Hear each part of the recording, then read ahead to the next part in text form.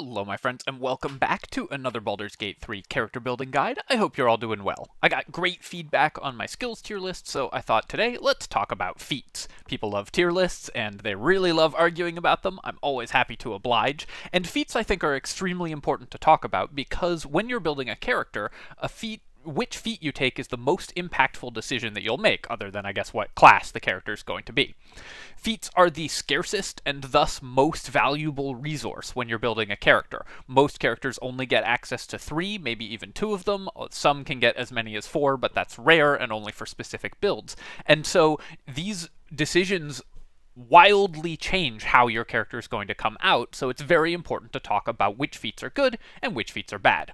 I also think that the received wisdom from the community, kind of the general hot takes on how feats work, are maybe not correct, so there's a couple misconceptions that I see widely around the place that I'd like to try to correct in this video.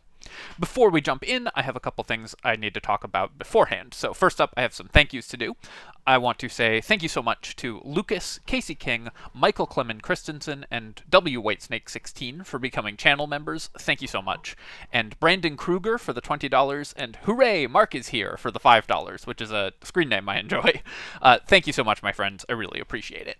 Secondly, I did mention that I got great feedback on my skills tier list, and some of that feedback, in fact, a lot of that feedback, was people who disagreed with my rankings. As a result, I do actually want to make 2 changes to my skills tier list, so I'm just going to do that right now before we jump in and talk about feats. Let me swap over the window here. So, the most common piece of feedback I got on this skills tier list was that I had placed Persuasion too low, and I think I agree. You are all, in fact, very persuasive. The reason that I believe Persuasion should move up a tier is that, similar to Sleight of Hand and Perception, Persuasion can be used to save you a ton of resources. Just like Perception stops you from blindly running into traps and taking a bunch of damage, and thus having to spend resources recovering from that, Sleight of Hand can let you disable traps and gain resources by opening chests. Persuasion can let you get better prices from vendors, and also bypass spending resources on some very difficult boss fights by simply skipping them or making them easier. Thus, Persuasion fills a very similar role when you're playing through the game as Sleight of Hand and Perception, in that it will save you a ton of resources across the game and just make your path through the game much smoother. For that reason, I'm going to move it up to critical. A bunch of people said it should be an S+, or S++, or S++++++, and I don't agree with that because Persuasion, like Sleight of Hand and Perception, can only be used when the devs have scripted its use into the game. So Persuasion, you only make a Persuasion check whenever there is a Persuasion check that the devs have said, okay, now it's time for you to make a Persuasion check. Just like you only disable a trap when the devs have actually put a trap into the game. So unlike Stealth, Persuasion does not benefit you in every encounter, whereas every single encounter you can gain a massive advantage by using Stealth. That's why I think it belongs in the critical tier rather than the game-winning tier. The other change that I'd like to make is Insight, simply because I just underestimated the number and impact of Insight checks that you make. Much like Persuasion, Insight can be used, though much, much less frequently, to save you some resources, and so I'm just going to move it up 1 tier. I think you could conceivably swap it with Performance, move Performance down to C tier, because Performance is often dominated by Persuasion and the other dialogue skills. I think it's very rare that there is a Performance check that you can make that you can't replace with a Persuasion check, but for now I'm just going to leave it here. Alright, so thank you so much for your feedback, my friends. Never let it be said that I won't change my mind. And let's jump in now and talk about feats. I've, similar to the skills tier list, divided the feats into 6 tiers, because I think they do fall into 6 distinct layers of how powerful they are. At the top tier, I have S+ feats, and I've described these a little differently than I did with skills. And these feats are numerically broken, as in they give you way more, for various reasons, than the system is designed to support. So this feat gives you a larger bonus than the system intends for anything to give you. In S tier, there are feats that are just excellent. These are feats that every character that is in an archetype or has access to this feat is in an archetype that can use this feat and has access to this feat, will take. In A tier, I've got great feats. These are feats that are very strong for certain builds, have specific uses, are maybe slightly weaker, but give you different aspects than one of the excellent feats overall, and so are often worth taking. In B tier, I have narrow feats that fit into very specific builds. In C tier, I have weak feats. These are feats that are playable. They give you some advantage, but overall, you're generally going to be better off not taking them. And in F tier, I have feats that are completely useless, as in they are strict downgrades from another option. When you are selecting a feat, something to keep in mind is that there's always two default options. One is just to take an ability score improvement, and I'll talk about those a little more in a second. I also think I will do a video just on the attribute system in D&D coming up soon, so I'll talk more about ASIs when we get there as well. But basically, you have to compare, every character can use an ASI, so you have to compare every single feat to taking an ASI. If it gives you less than the +1 bonus to everything your character does, then it's probably just worse than taking an ASI. And secondly, you have to compare it to taking a level in another class. Because you get feats for multiples of 4 in a single class, an alternative to taking a feat is always taking one level in a different class. So every feat can be compared to another level of a class. And so many feats are strictly dominated by multiclassing into another class that gives you everything that feat does and more. I'll talk a little bit more about which ones those are when we actually get to them. I also want to just quickly apologize for the visuals of this page. I didn't make this tier list. This color scheme isn't what I'd have gone with on these images, but just bear with me here. If you want to, I'll be reading out what the feats do as we go along, but if you want to follow along in text, I recommend going to the BG3 wiki, going to their feats page, and sorting by alphabetical, and then you can read along with the text as we go. Alright, so first up, ability score improvement. Like I said, this is going to be the default pick for just about every character. Most characters are going to take at least one and possibly two of these, and so I think something that's kind of interesting about the feat system in D&D is you have to always compare every feat to an S-tier feat. ASIs are great. They're extremely powerful.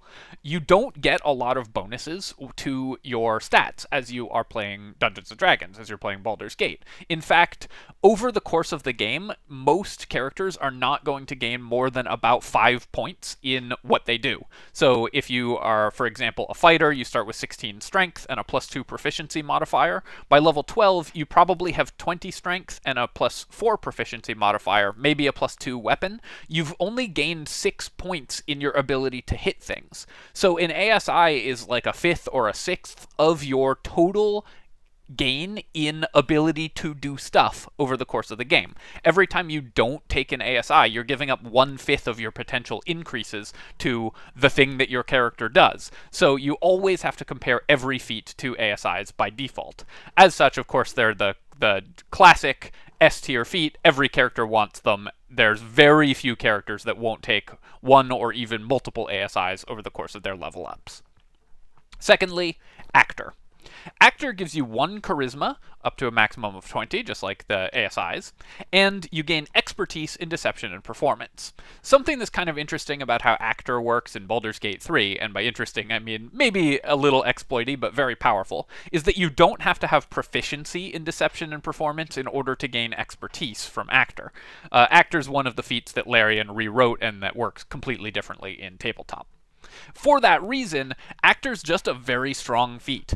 It will often be as good as an ASI for a charisma-based class, and it gives you 2 skill proficiencies, and not just proficiencies, but expertises in very valuable skills for free. You spend 1 attribute point in an attribute you probably don't care about as much if you started with an odd number of charisma, and just get 2 free skill expertises. So for that reason, Actor is often as good or better than an ASI, and is an S-tier feat. Alert. Alert gives you a +5 bonus to initiative, and you can't be surprised. Alert is one of the feats that benefited very, very strongly from a rules change between tabletop D&D and Baldur's Gate 3. In fact, Alert has the same text in D&D as it does in Baldur's Gate, but The difference is how the initiative system works. In Baldur's Gate, initiative is rolled on 1d4, a 4-sided die, and in Dungeons & Dragons, it's rolled on a d20, a 20-sided die. That means that a bonus to initiative is approximately 5 times as good, or when you count sort of the bonuses you'll already have, like 3.5 times as good in Baldur's Gate as it is in Dungeons & Dragons. So you could think of Alert, which was balanced around giving you +5 initiative in a system where you roll on a d20, as giving you, if we were still in that system, it would give you something like +20 or 25 initiative. That's an absurd number, and it is literally too powerful to be in the game, the way it is. Alert is the first of the broken feats that just don't, the system simply does not support numbers being that good. Secondly is the shared initiative system in Baldur's Gate, where if 2 characters share an initiative, as in there's no enemy acting in between them, you can choose in what order they act. There are lots of reasons why being able to choose the order that your characters act is very important. The most basic one is that rogues need an ally adjacent to the enemy in order to trigger sneak attack. So rogues, who will typically have high initiative, want their allies to go first so that that ally can move into range of the enemy, and then the rogue can get sneak attack on the enemy. Having an ally with Alert or your whole party winning initiative allows that chain to happen, and you get to choose the order. There's many, many effects, and I don't really need to talk extensively about why winning initiative is so good, but something that's worth thinking about in general is that if you win a combat, you will always take the last turn in that combat. So winning initiative means you will take the first turn and the last turn in a combat, and thus just increases the ratio of turns that you take versus the number of turns that enemies take massively over the course of the game. If you have Alert on your characters, enemies during the course of a playthrough will get like 1,000 fewer turns, something along those lines, than they would without winning initiative. So just think of it that way, as giving you 1,000 extra turns over the course of the game, and you can understand why Alert is so powerful. Athlete.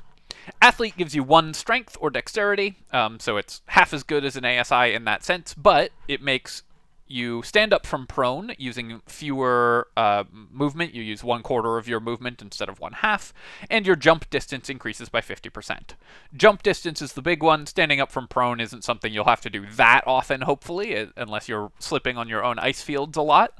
But being able to jump 50% further means that a strength-based character becomes extremely mobile. I think in general, this is going to be slightly worse than an ASI. There aren't a lot of builds that prefer Athlete to an ASI, because most strength-based builds just really want lots of stats, although you can mitigate that with elixirs. But if you are mitigating it with elixirs, then you're not taking a point in strength, you're taking a point in dex, and so on. It gets a little more complicated. But in general, because this is a slightly narrow feat that is close in power level to an ASI, we're going to put it in A tier. Charger. Charger gives you 2 actions, which are weapon attack and shove. And how they work is you spend your action and your bonus action to move 30 feet and either make an attack or push an enemy. The good one here is moving to make an attack, because you can, if you wanted to push an enemy, you could dash and then shove. So the charger bonus action, so if you wanted to spend your action and bonus action to move 30 feet and shove an enemy, then you could simply dash and then push as a bonus action. So the charger shove is literally useless. But the charger attack is actually better than it looks. This is one of the feats that I think you'll see people say is completely useless, and I don't think it's good, and I don't recommend taking it, but it's not completely useless. The charger weapon attack uses your attack action, so if you have extra attack, uses your attack rather than your action, even though it says action in the description. And it does +5 damage when it hits. So if you have extra attack, you can make a second attack after using Charger. Basically what this means is if you have Charger, you have the option to spend your bonus action to move 30 feet and add 5 damage to your next weapon attack. That's actually not that bad.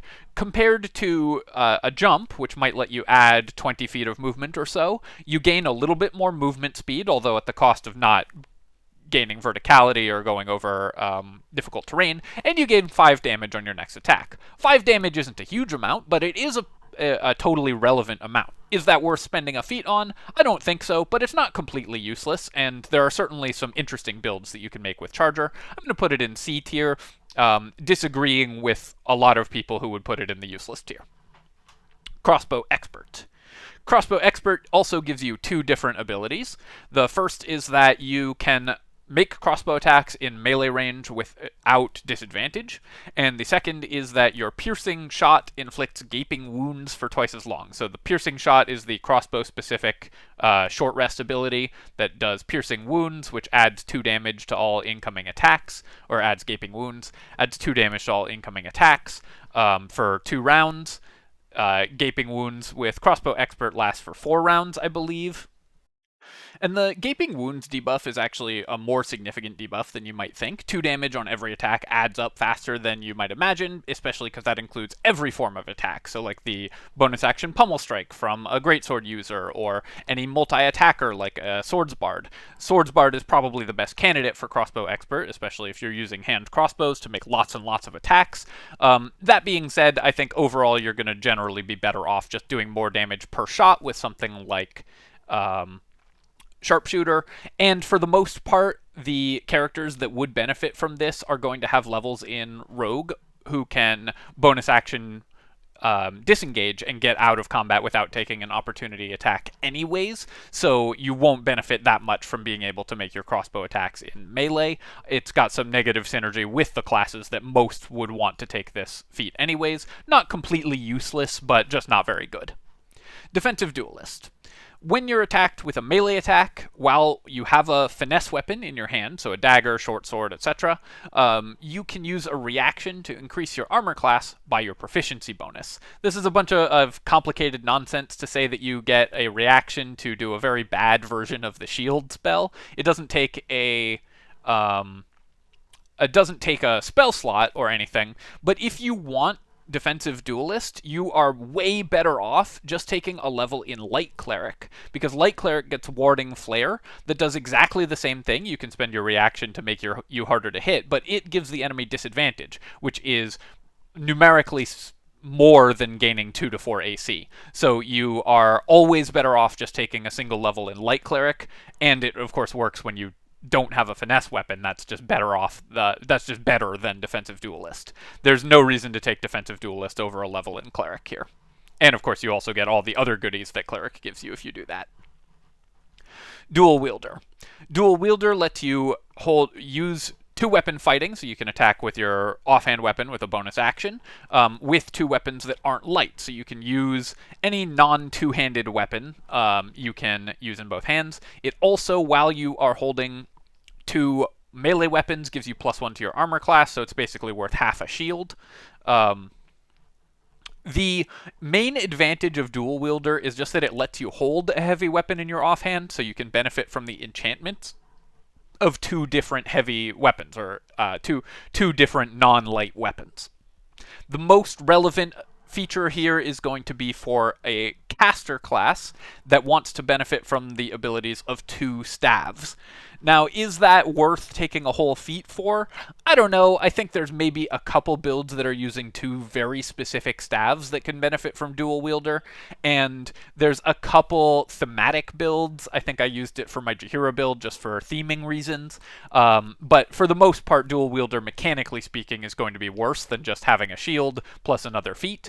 I would put it under the weak section, although with the asterisk that if you specifically want 2 staves and are a race that doesn't have access to shields, so you're a full caster, so you didn't get shield proficiency from your class, you're a race that doesn't get shield proficiency, and you want 2 staves, Dual Wielder's worth considering. Otherwise, you're just better off with higher AC from a shield. Dungeon Delver. Dungeon Delver gives you advantage on perception checks to detect hidden objects, and advantage on saving throws made to resist traps. You also gain resistance on damage from traps, except you don't. This feat is completely bugged and does literally nothing. Just like Barbarian Danger Sense, this feat has no effect because trap damage is just not coded as... it's coded differently. from attacks, so effects basically don't apply to how trap damage works. Dungeon Delver, as at the time of recording, does absolutely nothing. This feat is unfortunately just broken and does not affect the game in any way. Even if it worked, it would also be bad. I should point that out. It's also just a terrible feat, but it also, to add insult to injury, does not work. Durable. Durable gives you +1 Constitution, so it's worth half an ASI, and you gain full hit points every time you take a short rest. There are some builds that could theoretically benefit from the full hit points every time you take a short rest, but you gain half your hit points back every time you take a short rest anyways, which is a lot of hit points. And potions and stuff are super plentiful and very cheap in this game, so if you really want to start your next fight at full health, you can just drink some potions.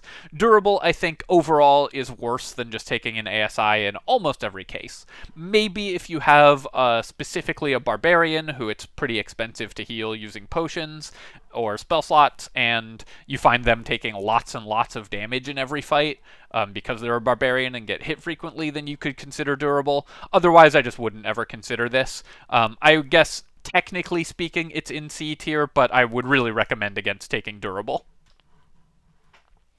Elemental Adept. Spells you cast ignore resistance to a damage type of your choice. So you choose an element, and enemies that are resistant to that element, usually this is going to be lightning, because typically in this game lightning builds are the most common thematic elemental build. The enemies will resist, enemies with resistance to that damage type will, you'll be able to just deal full damage to them. You can only choose elements here, not radiant or necrotic damage, or like physical damage, which would be pretty useful. And your choices are acid, cold, lightning, fire, and thunder. Don't take thunder. Basically, nothing resists thunder. You would probably want to take fire or lightning, which are common things for enemies to resist, if you are doing a lot of those spells. Generally speaking, you're better off just preparing a different spell if you're going to fight an enemy that has resistance to that damage type. If you are specifically the lightning combo, it's worth considering the Lightning Lord build that I posted. But overall, I think you're better off just preparing a different spell for that encounter. Enemy resistances are just not that common, and you can just prepare a spell that uses a different elemental damage type. Because Baldur's Gate lets you change your prepared spells at any point outside of combat, you always have the option to swap into different spells. And if you are a sorcerer or something like that has to pick your spells well in advance, just make sure that you have spells that... You shouldn't just only have spells that are one elemental damage type. You should always have spells that are relevant in every encounter as well. Even in just having haste on your sorcerer will give you something useful to do in that encounter, and so maybe your lightning sorcerer takes one encounter off to be a buffer or something. Generally speaking, I would say not worth a feat. Technically, not completely useless, but not very good again. Great Weapon Master. So Great Weapon Master gives you two things. One, when you kill a creature or get a critical hit, you can use your bonus action to make another attack if there's an enemy within range. This is not a super relevant ability. It comes up sometimes. You'll get a few bonus action attacks, but for the most part, these builds are going to have good uses for their bonus actions anyways. But it's a nice bonus to have if the rest of the feat is good. And the rest of the feat, spoiler alert, it's good. When you make a two-handed weapon attack, you can choose to take a -5 attack penalty for +10 damage. This adds up massively when you're making multiple attacks around, and because this is often going to be present on fighters who have easy ways to gain advantage on their attacks by proning enemies, easy ways to gain precision attack if you're a Battle Master fighter, or on barbarians who can always make all their attacks with advantage, the hit penalty is going to be somewhat mitigated by just the character's natural ability to hit very easily. You can also buff up this character in order to make use of this bonus. 10 damage on every attack, and this does sometimes apply to bonus action attacks like the Pummel Strikes, although I'll talk a little bit more about that when we get to a later feat, is just a lot of damage. This is usually going to be 20 to 30 extra damage every single round of combat, and on burst turns where you're using action surges and stuff, this is going to be 40, 50, 80 extra damage with your Great Weapon Master. That's just massive amounts of bonus damage, and importantly, it increases the maximum damage that your character does as well, because it just adds 10 flat damage to every attack. Great Weapon Master is an excellent feat. Most characters that use two-handed weapons should consider taking Great Weapon Master. Heavily armored. You gain 1 strength, and you gain proficiency in heavy armor. You also can't take it if you don't have medium armor proficiency. This is an example of a feat that's basically strictly dominated by an ASI. Gaining 2 stats is better than gaining 1 stat. There's almost no characters that really want 1 strength, an odd increase in strength, and need to gain heavy armor proficiency that don't already have heavy armor proficiency, that you wouldn't just, like, wear it. I mean, think about the characters that just have medium armor, something like a barbarian who can't use heavy armor because they wouldn't be able to rage, or a cleric who can get heavy armor from taking a cleric subclass, or, I don't know, Swords Bard gets medium armor, but they're not going to be strength-based. Basically, there's no character that's medium armor, that wants heavy armor, is strength-based, has low dexterity, so will actually benefit from wearing heavy armor, and wants this feat. This feat is strictly dominated by taking an ASI, or if you really want access to heavy armor, taking a level in another class. Heavy Armor Master is very similar. It gives you +1 in appearance. It gives you +1 strength to a maximum of 20, and it decreases incoming non-magical damage by 3 while you're wearing heavy armor. This is better because, unlike heavily armored, it doesn't give you something you can get easily from taking levels or in another class. The 3 flat damage reduction is actually pretty cool. And there's while many enemies have magical weapons and will bypass this damage reduction, there are some cool features that work with Heavy Armor Master, because certain types of damage don't count as magical, even though they probably should. For example, if you have cast Warding Bond on an ally, the damage you take from Warding Bond doesn't count as magical. It gets reduced by Heavy Armor Master. If you cast Spike Growth and walk into your own Spike Growth, for whatever reason, that damage doesn't count as magical. It is reduced by Heavy Armor Master. So you can gain a lot of benefits in certain builds that have combos with damage reduction from taking Heavy Armor Master. And many builds that have Heavy Armor proficiency want damage reduction, compared to builds that have medium armor proficiency and would want heavy armor. So Heavy Armor Master, I think, is a narrow feat, but is usable. Lightly armored. Lightly armored is exactly the same as heavily armored. It gives you proficiency with light armor, and increases your strength or dex by 1. I mean, if you want light armor proficiency, just take a class that gives you light armor proficiency. Better yet, take a class that gives you heavy armor proficiency. Lucky. Lucky gives you 3 luck points that can be used at any time to either give you advantage on attack rolls, ability check, on an attack roll, an ability check, or a saving throw, or to make an enemy reroll their attack roll. This works slightly different than it does in tabletop D&D, where you would, rather than choosing ahead of time rather than gaining advantage, you can reroll with lucky as well, so you can gain sort of triple advantage with lucky. So it's slightly worse than in tabletop, but this is still a pretty nice feat. I wouldn't take it on most characters, but if you really want to avoid losing concentration, it also just gives you a good non-reaction way to make an enemy miss attacks. So if you really want to not get hit, it's particularly good, I think, for druids who can benefit from it in wild shape and avoid losing concentration on a spell they're concentrating on. I would say this is not an amazing feat. It's generally outclassed by other stuff, but especially if you long rest frequently and so gain more benefits of the lucky feat, this is usable. It's not terrible, but not amazing, but not terrible at all. Mage Slayer. Mage Slayer gives you advantage on saves against spells cast by an enemy within melee range. And when they do cast a spell within your melee range, you get to hit them as a reaction. You also break concentration more easily. Enemies you hit with melee weapons have disadvantage on their concentration checks. I would say that Mage Slayer is pretty weak overall. It doesn't make you better at surviving important spells mostly. If you're already in melee range with a spellcaster, you're already doing pretty well, honestly. And there's way better ways to break enemy concentration than actually making them roll concentration checks. Knocking them prone, stunning them, etc. just instantly breaks their concentration without making them roll concentration checks. So I wouldn't generally advise taking Mage Slayer unless you really want the flavor of being a Mage Slayer. It is overall a fairly weak set of bonuses for a fairly narrow set of circumstances, and it will only come into play when you're already doing well in a fight. In terms of, like, if you were playing a card game, this would be called a win more feature, where you're already winning, and Mage Slayer looks good when you're already winning, but doesn't do anything when you're losing. So I would generally avoid taking Mage Slayer for that result. For that reason.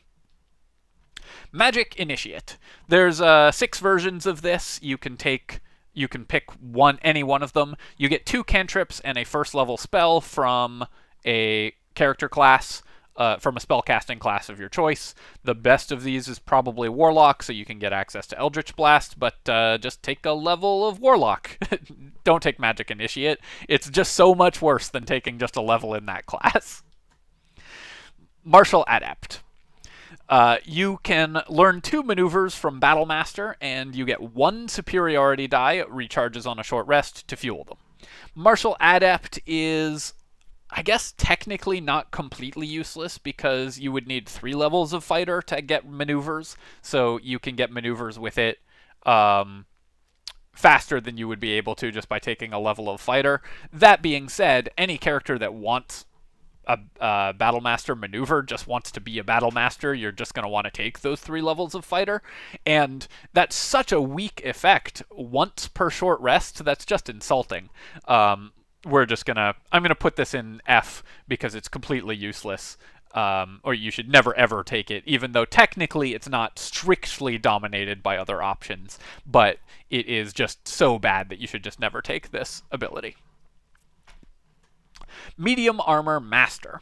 Medium Armor Master is the counterpart to Heavy Armor Master, except what it does is it prevents Medium Armor from giving you disadvantage on stealth checks, and you can get a +3 bonus instead of a +2 bonus to AC from your dexterity. So if you have 16 dexterity, then most medium armors will let you gain 3 AC instead of 2. This would be better if the best medium armors in Baldur's Gate didn't already just let you use as much dexterity bonus as you want. All the best medium armors in Baldur's Gate are the uncapped ones anyways, so for the most part you're better off just wearing one of those armors. If that wasn't the case, there might be some consideration for Medium Armor Master, but basically you're taking this to gain +1 AC. And if you wanted to take +1 AC, then you should take just a level in Fighter, you're going to hear this a lot, and take the defensive fighting style, which is worth +1 AC, plus all the benefits of a level in Fighter. So Medium Armor Master, just not very useful. Also, disadvantage on stealth checks just doesn't matter, for a variety of reasons. Mobile. Mobile gives you 10 feet of movement speed, and when you dash, you can move through difficult terrain freely, and you can make an opportunity attack, or make an attack and then move after making an attack without provoking an opportunity attack. So basically, it lets you disengage while making an attack. There are some builds that could use this. I wouldn't say that it's very strong, but 10 feet of movement speed is not bad. I mean, that's certainly something that you would consider taking on a lot of builds. The ability to evade opportunity attacks is relevant sometimes. I would say this is a pretty weak choice, but there are builds that could theoretically use mobile. I will put it in B tier, but you could easily put it in C tier as well. Moderately armored. Moderately armored is similar to heavily armored and lightly armored in that it gives you +1 strength or dex and gives you access to medium armor. However, unlike those two, it also gives you shield proficiency, so it's already better than those two. That being said, once again, moderately armored is pretty much strictly dominated by just a level of a class that gives you medium armor proficiency and shield proficiency, like fighter, cleric, etc. There are some builds that might want 1 dex and to gain medium armor and shield proficiency without taking a level in another class. So I will say that moderately armored is, unlike these two, there are some uses for moderately armored, because rather than taking a level in cleric, you can take a feat, gain the 1 dexterity, and gain medium armor and shield proficiency, compared to other builds, compared to the other two where you would just never want to do that. You're better off just taking a level of another class. That said, it's still a very bad feat, and you shouldn't take it at all, but overall, I think moderately armored is not as useless as its two counterparts. Performer. Performer gives you 1 charisma and musical instrument proficiency. Well, that's a lot worse than actor. Actor gives you skill proficiency. Musical instrument proficiency is just not useful in the game. So we're going to put performer in the pile of useless feats that are strictly dominated by other options, just because musical instrument proficiency doesn't do anything. This is one of the feats, of course, and something I should mention is that all of these feats you could take for role-playing reasons. I'm only discussing just how powerful they are. Polearm Master. Polearm Master gives you the ability to make a bonus action attack with the butt of your polearm whenever you make a polearm attack. If you have an equipped polearm, and even though pike is not included in the in-game description, it counts all polearms, glaives, halberds, pikes, quarterstaves, and spears. Whenever you attack with your polearm, you can also use your bonus action to make an attack with the butt of the weapon. This does 1d4 base damage plus your strength, and should, in theory, add all of your other bonuses, which would make it a pretty strong ability. However, it's bugged. So, unfortunately, it does not work with Great Weapon Master. It doesn't always add, and I am personally not sure, I have not tested this extensively enough, but if you have a flat damage bonus on your gloves, on your weapon attacks, for example, or one of the sets of gloves that makes your weapon attacks deal an extra 1d4 damage, it does not always trigger on the Polearm Master bonus attack. Because of these bugs right now, Polearm Master just does not do the thing that it's supposed to do, which is give you a powerful bonus action attack with a polearm. It also gives you the ability to make an opportunity attack when an enemy enters within range, but we can pretty safely disregard that ability of Polearm Master, because enemies won't typically voluntarily enter melee range of your polearm user, who's going to be your fighter, or if they do, then they've already put themselves in a bad spot. So making a reaction attack against them for doing that is not that impactful on the outcome of the fight. If an enemy just moves into melee range of your melee character, you should already be happy. You don't need to be happier because of being able to make an opportunity attack. So we can more or less disregard that and just talk about the bonus action attack. Together, these two effects, even with the bugs, are moderately useful, and if you are a polearm user, you could consider Polearm Master. I'm going to put it in the weak tier because of the bugs, but I would bump it up probably all the way to A tier if the bug with the offhand attack was fixed. Resilient. Resilient gives you an ability increase in any ability, and then proficiency in that ability's saving throws. One thing to note is that because this is a feat, this will transfer over to Druid Wild Shape, because you get the ability from a feat rather than from your character's abilities. So, and that's true of everything except ASIs that increases your attribute scores that will work in Wild Shape. The most common use for Resilient is on a caster that doesn't get Constitution saving throws. You can take Resilient for Constitution, get +1 Constitution, and gain proficiency in con saves so that you can maintain concentration on your spells. That's a great use of a feat. It will allow you to maintain concentration on your spells. It's generally speaking one you want to take after you've maxed out your ASIs, so I'm going to put it in Great Tier rather than in S Tier. You don't rush for Resilient usually. It depends on the character you're playing, but overall, Resilient is just an excellent feat,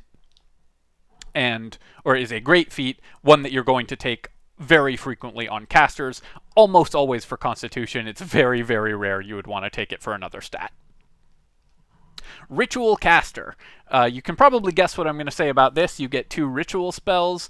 They're all level 1 spells other than Speak with Dead, which very, very early you get an amulet that does that, as well as the ability to just learn it from a story event and stuff like that. So Speak with Dead as a level 3 spell is the most interesting one here, but you get that for free anyways. Other than that, just take a level in a class that gives you these spells. There's no reason to ever take this feat. Savage Attacker. Savage Attacker, when you make a melee attack, any melee weapon attack, so not unarmed attacks, not monk attacks, but any other melee attack, you roll your damage twice and use the highest result. Savage Attacker, I think, is one of the feats that's a little misunderstood by the community. It's very, very good. It gives you a lot of bonus damage, especially if you're a character that rolls a lot of dice, like a paladin or a critical hit build or sneak attack, or a sneak attack based melee build. What Savage Attacker does is both increase your average damage massively, average damage significantly, and increase the consistency of the damage that you do. You are very much less likely to roll low damage for the damage that you should do, and just not kill an enemy that you should normally kill if you have Savage Attacker.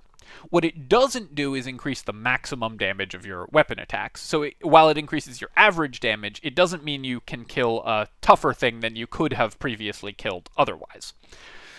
It also, the reason I say it's misunderstood is because it gained this reputation as the be-all and end-all of melee feats, especially for paladins, because people have been spending a lot of effort optimizing and abusing the damage rider source bugs that allow you to add hundreds of damage dice to your weapon attacks. If you're doing that and re-rolling 100 dice, Savage Attacker is worth like 50 damage on average if you're rolling an extra 100 dice. And at that point, obviously, it's an insane feat. For non-bugged builds, or builds on Honor Mode, where they've fixed the damage rider source stuff, you are usually going to be re-rolling something like the base dice of your weapon, plus some Paladin Smite dice. If you get lucky and critically hit, or force a critical hit, then Savage Attacker will give you the bonuses from... you could reroll maybe up to 10d8. If you're rerolling 10d8 damage, then that is going to increase your average damage by about 20 on your attack, and that's for a Smite critical hit, which is a fairly rare occurrence. But on your normal weapon attacks, it's going to increase your average damage by something like 3.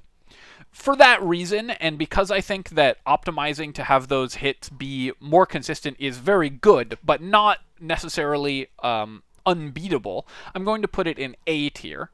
You could conceivably push Savage Attacker up to S tier, but the math, I think, in general works out for most characters that want Savage Attacker, would prefer to take Great Weapon Master. That being said, for melee sneak attackers and for paladins, Savage Attacker is very, very good, and you should definitely take it for those characters. But for most other characters, most other melee characters will not gain as much benefit from Savage Attacker as they will from Great Weapon Master overall. Sentinel. Sentinel gives you 3 things. One is you gain advantage on opportunity attacks. Advantage is great, and advantage on opportunity attacks is actually fairly hard to come by, except if you're a barbarian. You also, when you hit an enemy with an opportunity attack, stop them from moving. This does work a little weirdly in Baldur's Gate, because they get to move kind of a random distance, thanks to how Baldur's Gate movement and ranges work before they stop moving. So they will often be able to leave field effects that they shouldn't be able to leave before the Sentinel attack triggers. So if you're trying to use it to trap them in a wall of fire or something, they'll often be able to step out of it, and then Sentinel will trigger trigger and they'll randomly teleport outside of it, or it'll trigger while they're still inside of it, and then they'll disappear and reappear on the other side of your character. Sentinel's just kind of a buggy feat, because Baldur's Gate movement is quite buggy. Still, that's a very powerful effect, because it keeps them next to your combat characters and prevents them from getting to your squishy ranged characters. It also, if an enemy hits an ally while you are in range of that enemy, you get to hit them as a reaction, which is pretty nice because it's just an extra way to make opportunity attacks. Sentinel, I think, is just an excellent feat. For any character that wants to be stuck next to enemies and wants to stop them from moving, Sentinel's just great. Is it better than taking ASIs or way more damage? Probably not. I think in general your order for tank feats is going to be ASIs, Great Weapon Master, maybe Savage Attacker, then Sentinel as kind of your last feat. But Sentinel is still just a solid feat that will go well in a lot of builds, and if you're building specifically to tank and take aggro, Sentinel is one of the only ways you have in the game to force enemies to attack specific characters or prevent them from attacking specific characters. For that reason, because it has a bunch of unique effects, it's just very good. Sharpshooter. Sharpshooter does two things. One, it prevents you from taking a penalty when shooting up from low ground, which actually comes up a lot. There's a lot of arenas where it's kind of hard to get high ground on certain enemies. Sharpshooter gives you a solid benefit when shooting at those enemies. By itself, that wouldn't be enough, but the other thing it gives you is its Great Weapon Master for ranged weapons. That's way better than Great Weapon Master, which is already an excellent feat. The reason I say it's way better is that there's two things. One, it applies to ranged weapons, and you can have two ranged weapons because you can have dual hand crossbows, meaning already you can apply Sharpshooter more often than you can Great Weapon Master, just because you can use two weapons. And secondly, because when you're using ranged weapons, you have the opportunity to take the archery fighting style, which just gives you a flat +2 to hit with ranged weapons. For that reason, you will hit much more often despite the -5 penalty to attacks that you're taking on Sharpshooter. You can more easily mitigate that penalty. You can't as easily gain advantage as Great Weapon Master users can, but you are generally speaking going to be able to apply Sharpshooter as or even more often than you will Great Weapon Master on weapon attacks that have lower base damage too, so the +10 bonus is going to be a higher percentage increase to your damage as well. For that reason, Sharpshooter is just another S-tier feat, just an incredible feat. That basically mandatory for every ranged character. It's going to be a huge portion of your damage. Shield Master. Shield Master gives you +2 to dexterity throws while wearing a shield, and you can use your reaction to basically gain evasion. If an enemy hits you with a dex targeting spell, you can use your reaction to take only half damage from that spell if you fail, or no damage if you succeed on the spell on the saving throw. Combined with the +2 damage, that means you can usually use your reaction to just not take damage from enemy dexterity targeting spells. That being said, I can't really think of a character that actually wants this. Most of the characters that have shields are either like dex-based medium armor and shield users who are trying to get lots of AC and will have high dex throw saves anyways, or characters that have just lots of hit points, so they don't care that much if they fail a dex save, or characters that are barbarians and already have functional evasion, taking half damage from dexterity targeting spells. Shield Master, I think, is generally just not going to come up that often. It's the least important of the important saves, by which I mean there are 3 important saving throws, of which dexterity is one of them, and 3 unimportant saving throws, but wisdom and constitution saves are much more important than dex saves. So while it's still nice to increase your dex saves, it's not incredible. Generally, I would not say this is worth spending a feat on.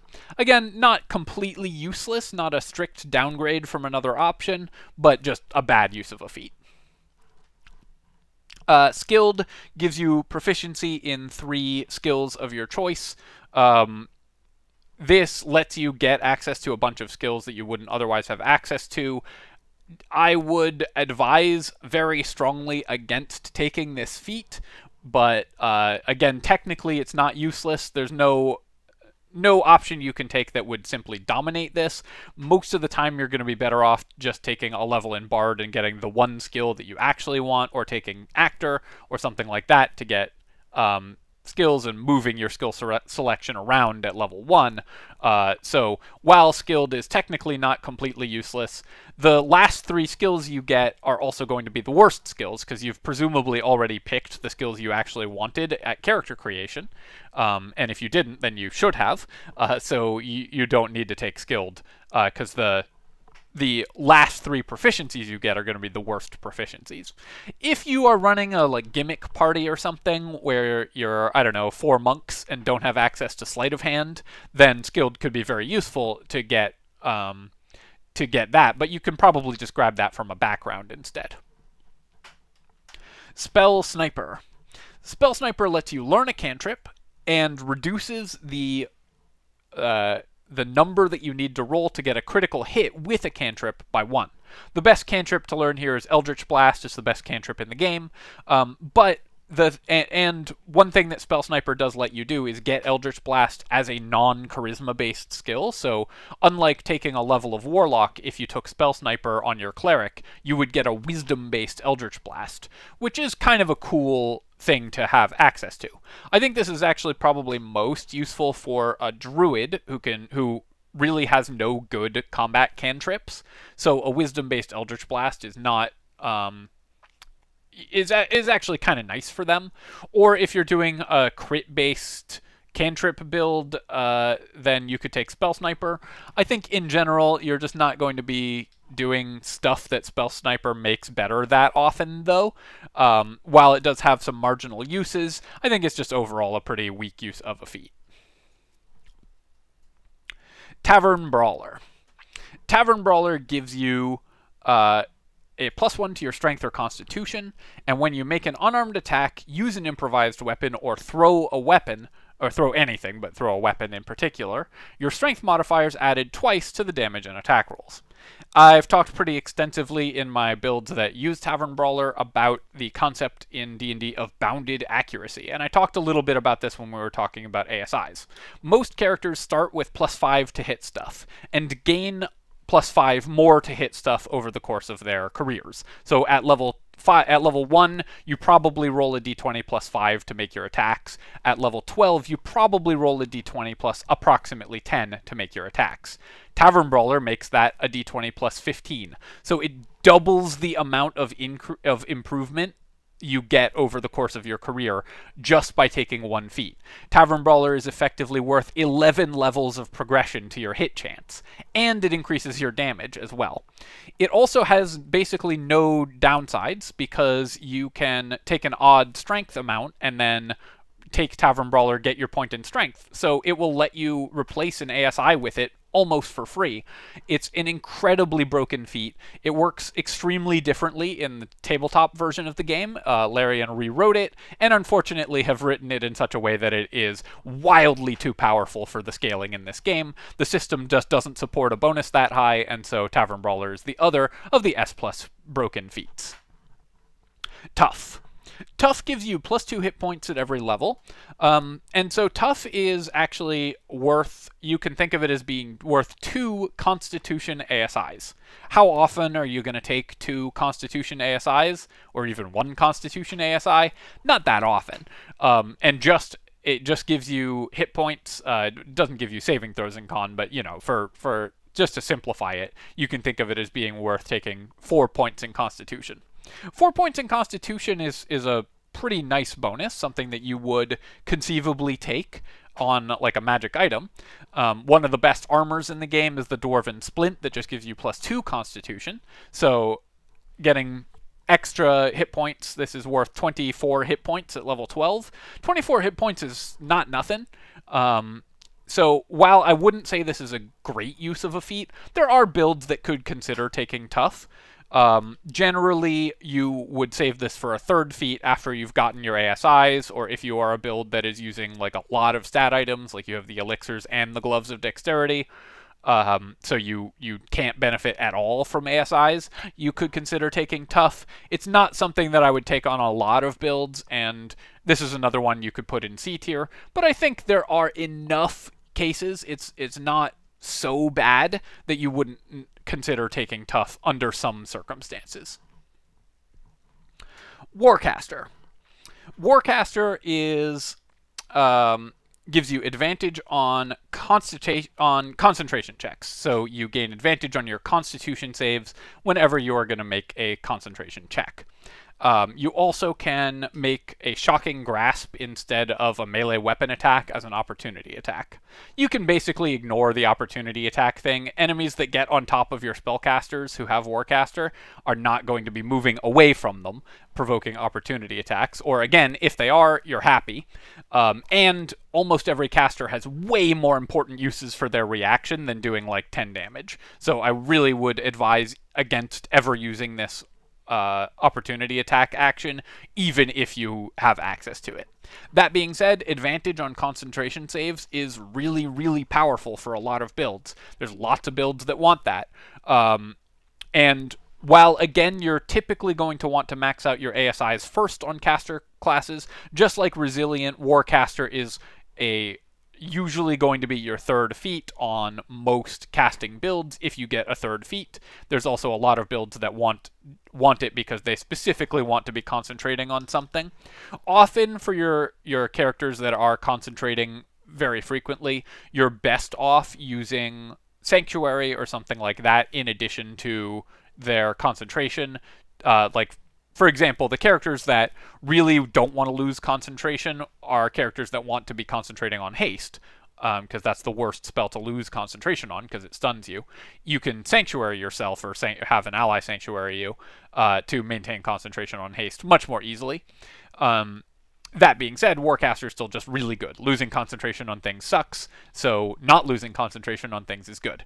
Compared to Resilient, which gives you +4 to your saving throws at level 12, because it adds your proficiency modifier. Warcaster advantage is usually worth about 4.5 to that bonus, so it will typically be slightly better. What it doesn't do is give you the extra point in Constitution, which can matter a lot under certain circumstances. Resilient, for example, is better for druids because a lot of the wild shape forms have odd Constitution numbers, and so the Resilient gives them +5 to their saving throws instead of +4, and is thus mathematically better than Warcaster.